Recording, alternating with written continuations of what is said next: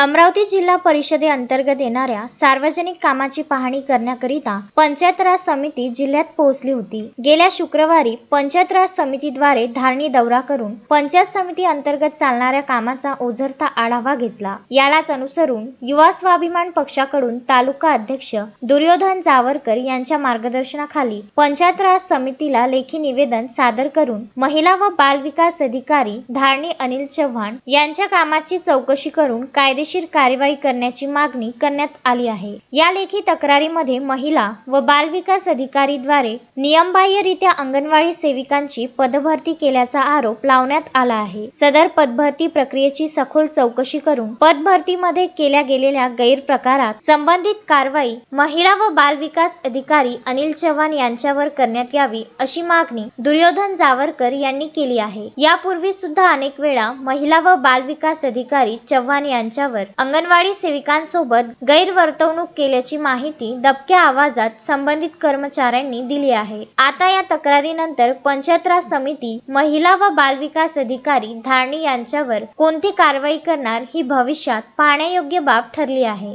Tasmeen Shaikh Suleman मेमनसह Jugal Kishore Jaiswal, Vidarbha news, Dharni.